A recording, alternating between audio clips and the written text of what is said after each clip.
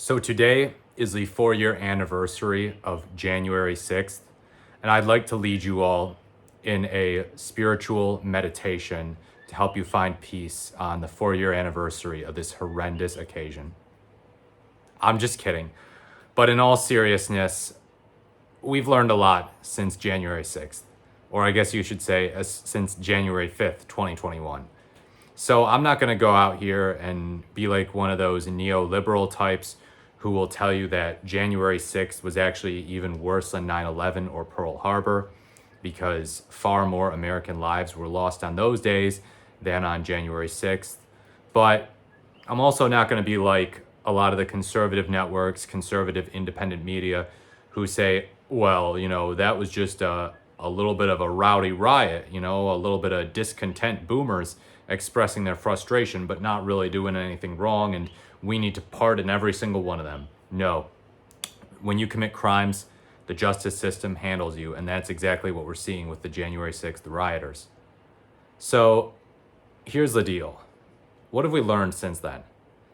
We've learned in the past couple of months, most notably, that Donald Trump is the biggest spoiled brat in American history, and that's not an exaggeration. So look, is it a good thing that Democrats did not storm the Capitol on January 6th, 2025? That a bunch of boomer neo-libs from blue skies did not storm it with Harris flags? Of course it's a good thing. It's a very good thing. It shows that Democrats are, generally of more healthy mind, that they're not a cult, that they're not lunatics. Not saying all Republicans are, but a lot of the people who stormed the Capitol obviously are. And it also shows us that, election denialism is not really a thing on the Democratic side to the extent that it is on the Republican side.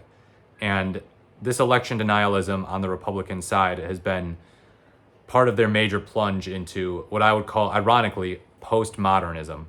They get to say whatever the truth is. Well, I say that the truth is that I won the election, even though I objectively didn't.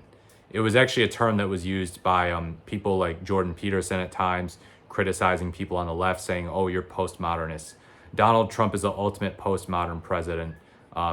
He basically declares his own truth. You can go and look on PolitiFact at all of his pants on fire statements that they gave that rating to, and you will see that the guy really, really is just spouting fiction on a daily basis. It's really quite something. But what has Trump taught us? I mean, what has Biden taught us too? The past few months, with Joe Biden and Trump meeting at the White House, smiling with each other, just having a dandy good time as old men, it's taught us that Donald Trump is a spoiled brat, as I said before. Biden and the Democrats rolled out the red carpet for him after he won this time. They did.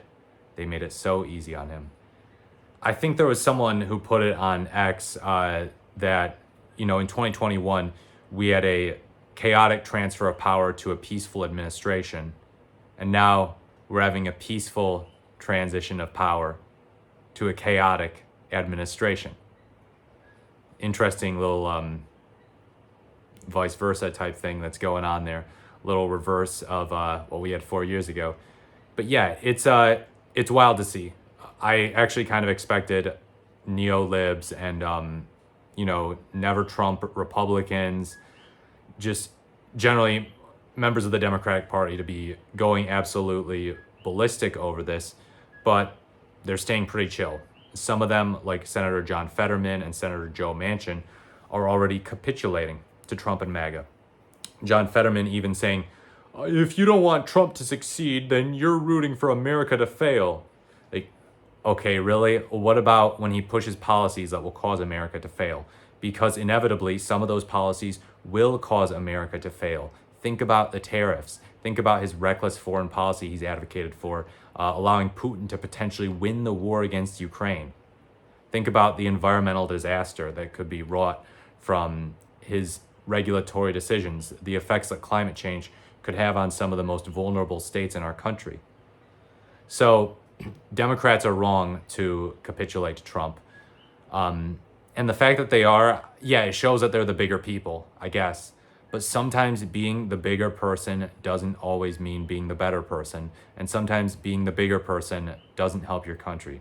Sometimes it's your patriotic duty to say, look, you haven't taken office yet, Mr. President-elect, but I just want you to know that I will fiercely oppose the policies that you've laid out on the campaign trail for X reasons. You know, you name the policies you're against, you name the ones that you're for, and say, look, I will join you hand in hand in fighting for these policies. But I am strongly opposed to stuff like mass deportation, to stuff like deregulation, another tax cut bill for the uber wealthy, tariffs that raise taxes on 95% of Americans and cut taxes for the top 5%. Say, I am strongly against those. And no, what we're seeing is mostly just crickets from the Democrats. And to the extent that they're actually getting up and saying something, it's a lot of agreement, you know? Bernie Sanders actually talking about those needle in the haystack areas where he agrees with Doge. And that's fine, but it's just so interesting that they choose to talk about the areas where they agree rather than warning Americans about areas where they disagree. Warning Americans about policies that will have disastrous consequences if they are put into legislation within the next 2 years, so that Americans can get ready to vote Democratic in the midterms. Yeah, they're bending over backwards to make him feel good on his way into the White House. They just are. Remember when Michelle Obama said, when they go low, we go high? Yeah, that's what they've kind of done. And it's like, okay, yeah, we can applaud all that stuff when we see articles about it on Facebook or whatever, but does it really help the country? Does it really help make the country a safer, more prosperous place? Does it help fight back against corporatist, pro-establishment policies, anti-democratic policies? No, no, and no.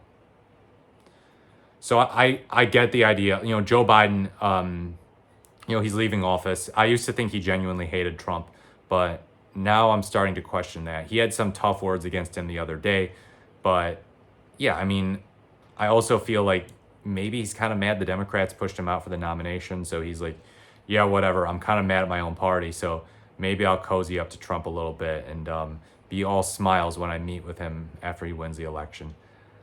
I don't know what's going through that old man brain of his. He's a strange man. But in a couple weeks, he will be out of public life, probably forever. But yeah, Democrats, they need to get themselves a star going forward, and they need to get themselves a star who's actually good at criticizing Trump. And so far, not many of them have shown that they're good at it. Even Barack Obama. So, I mean, Barack Obama's out of politics, but he was the big Democratic star from basically 2007 to 2017. You know, 2007 is when he launched his campaign. But I think we need someone a little more heavy-hitting to carry on the mantle of the Democratic Party. I do. I think we need someone more willing to be aggressive. Obama's a friendly, nice, smiling guy, and charismatic. But I think we need someone who's going to actually be able to get down in the mud with Donald Trump, get down in the mud with establishment Republicans and Republicans who act all polished but support 90+% of Trump's policies. Because that's the only way that we win in the eye of public opinion. You know, Democrats can't keep cucking themselves to Trump. And it seems like that's what Biden and Harris and, you know, a lot of these higher ups have done after Trump won. So yeah, as I said, the biggest spoiled brat in history is Donald Trump. He got to throw a temper tantrum from November 2020 to January 2021. He gave a very meek sort of response to January 6th, condemning the actions of the rioters, but also telling them that he loves them. They're very special. He also told them that. And then he got to spend from January 2021 all the way till this presidential election saying that there was fraud, that there was cheating, screaming, throwing more temper tantrums, saying that because of what happened in 2020's election, we should terminate the Constitution. Can you imagine if Biden said that? Can you imagine the field day that Fox News would have?